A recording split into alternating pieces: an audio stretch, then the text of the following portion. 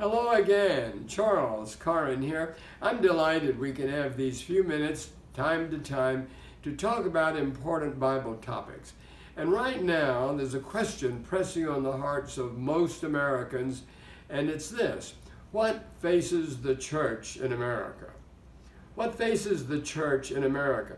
It's obvious that the nation and other nations around the world are under attack.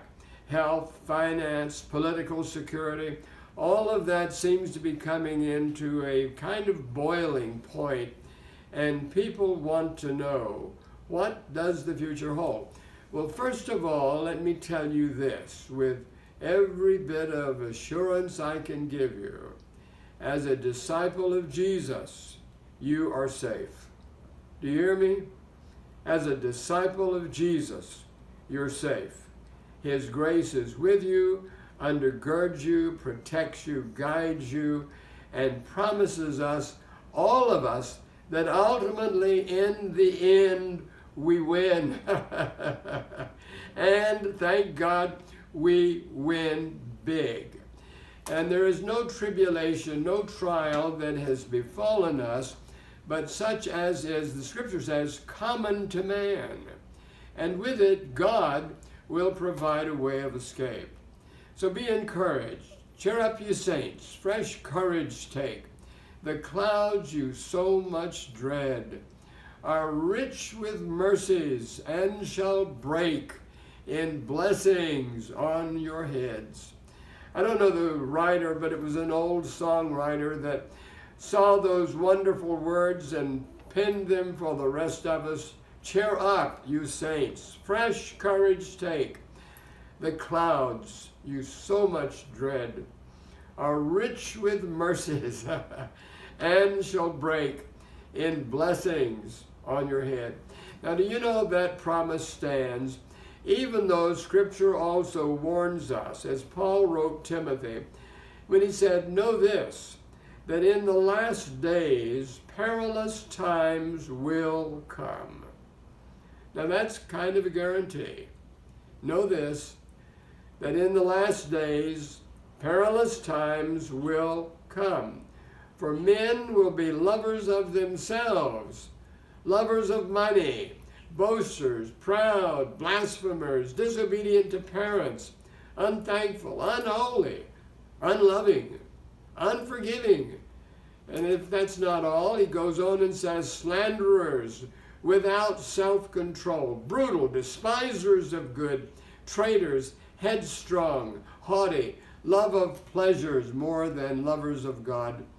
And then says, having a form of godliness, but denying its power. From such people turn away. That's what he wrote in 2 Timothy 3, verses 1 through 6. In the end, what God's grace is going to do is strip off all of us everything that is heretical and untrue, and let us rest in the pure arms of godly truth and faith and grace and hope. And you know that in the worst periods of world history, people around the planet have found that God is reliable. Even in horrible moments. I'm thinking of the time, and it happened during the Second World War, when a large colony of Armenian Christians living in Turkey, all of them were brutally, brutally murdered. And the scene was horrific and terrible. Thousands and thousands died in a warfare, and I won't go into that, really. It's too gruesome to tell. But you know where they are today? They're with the Lord.